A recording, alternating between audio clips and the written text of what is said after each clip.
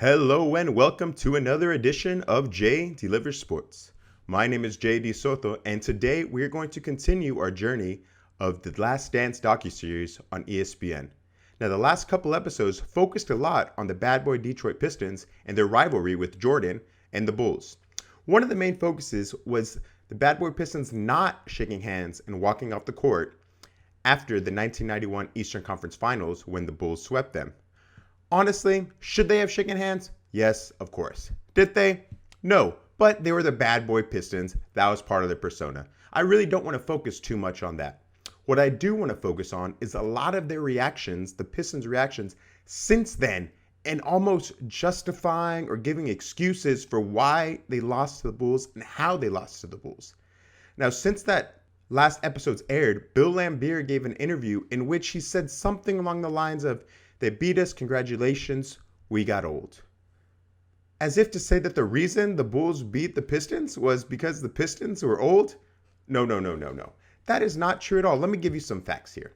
The Pistons' two best players, Joe Dumars and Isaiah Thomas, their two finals MVPs when they did win the finals, were 26 and 28 respectively when they won their first title.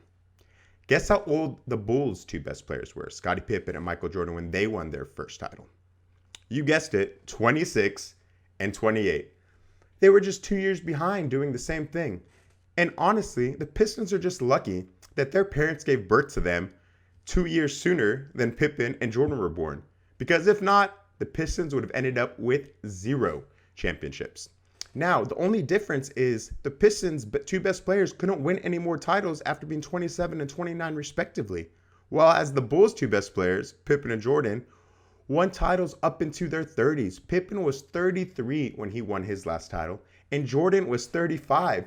Does that sound like the only reason they lost back in 1991 when they were still in their 20s was because they were old? No. The Bulls were just better than them. Once the Bulls matured and developed into their peak performance like they were in 91, the Pistons were no match anymore. Even before that, the Bulls pushed them the 2 previous years in the conference finals. They were up 2-1 in 89, and then they took them to 7 games in 90. They were really the only team that could push the Pistons during those 2 title years. The Bulls in those playoffs took a total of 5 games from the Pistons. The rest of the league in those 2 playoffs only took 2. Once again, I just want to repeat, the Pistons were just lucky that they were born when they were. Otherwise, they would have ended up with 0 championships. Now let's address Bill Laimbeer. He was a little bit older. He was 33 in 1991. You say, oh, okay, well, he was older than both Dumars and Thomas. But really, his skill set wasn't based on athleticism. He was the tough guy, the enforcer, the rebounder. And the Bulls had someone that played a similar position, Bill Cartwright, both bigs, who was also 33 when the Bulls finally overcame the Pistons. They both played about 30 minutes per game. So once again, Laimbeer's argument, sour grapes. Now, let's continue down our journey of the Bad Boys Pistons, justifying / diminishing how great the Bulls were. Isaiah Thomas, in an interview since that episode aired, said, yes, they three-peated, but they didn't do it against Dr. J, Magic Johnson, Larry Bird. In a way, he's just trying to cut at it. It still seems like he's maybe, I don't want to say insecure, because Isaiah Thomas was a great player in his own right. So I don't want to take that away from him. But it just seems like they still can't accept that the Bulls were just better and beat them because they were better.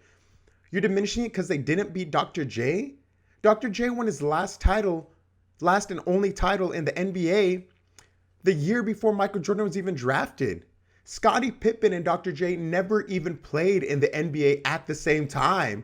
So that's like saying, you know what, Isaiah? Your championships are diminished because you didn't beat Bill Russell, you didn't beat Wilt Chamberlain. What? That just makes no sense.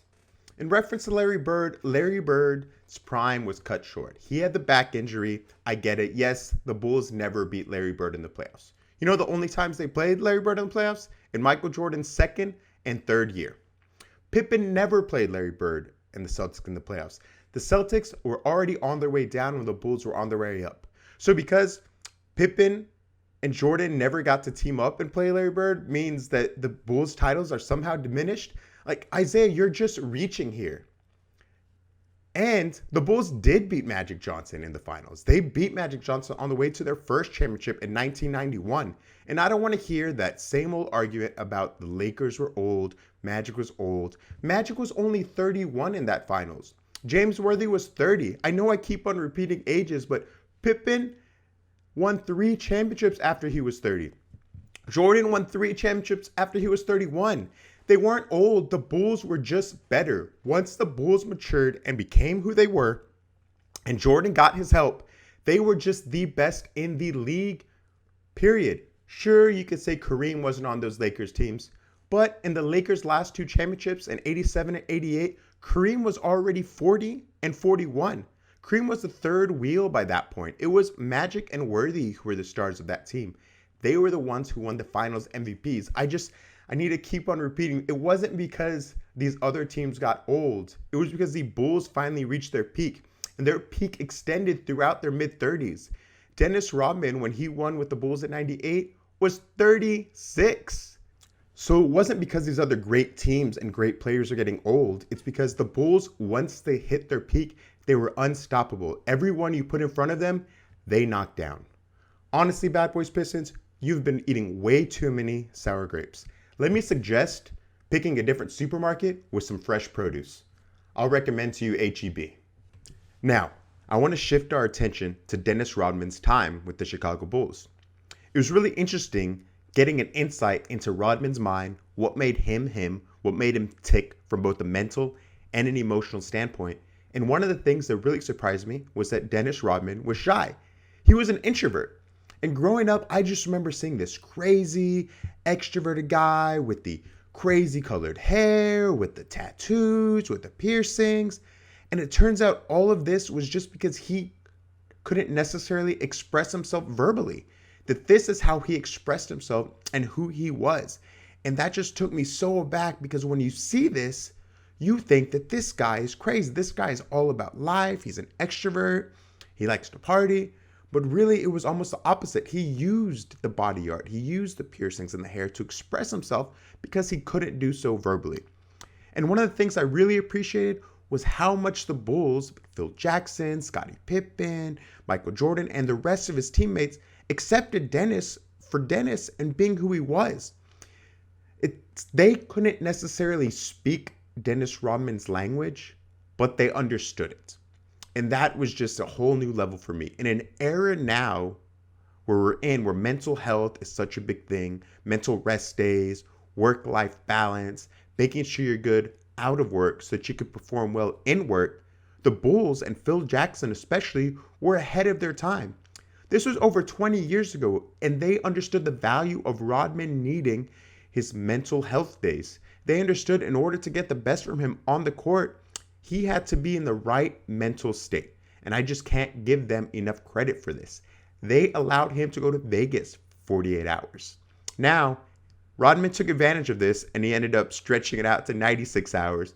But the point remains that they were willing to work with him and do this for him. And like I said, I cannot give them enough credit.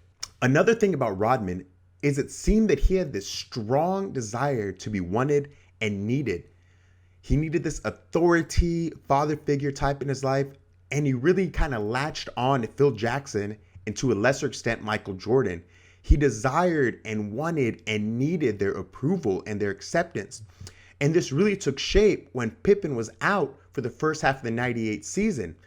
Jordan and Jackson really needed to count on him to be that other piece in order to continue winning. And he thrived off this. Rodman loved that Jordan, the greatest basketball player of all time, and Phil Jackson, probably the greatest coach of all time, needed him and wanted him. And he just succeeded on this. He excelled and he took his game to another level. And I couldn't help but notice some parallels between him and Kanye West's interview with Donald Trump, when Kanye puts on the MAGA hat and says, "This cap makes me feel Superman. For a boy who didn't have a father figure growing up, this cap made me feel like something." And maybe the way that Donald Trump was kind of a father figure to Kanye in that sense, Phil Jackson, and to a lesser extent Michael Jordan, were that to Rodman. And then when Pippen came back, after feeling like Superman, with Kanye and the MAGA hat on, the MAGA hat was Jordan and Jackson's approval and desire.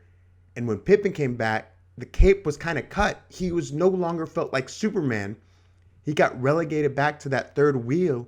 And it's just surprising how much that cut into him, how much that desire to be wanted and needed that he had garnered for the whole first half of the 98 season. And when that left him, it's just crazy to me how much that hurt him and how hard it hit him.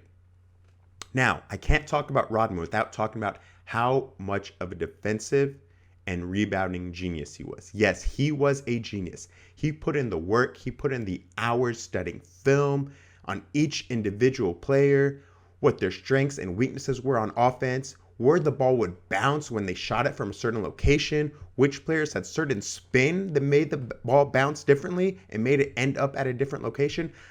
He was never the biggest guy on the court, but because of the way his mind worked, because of his work ethic, he is the greatest rebounder of all time.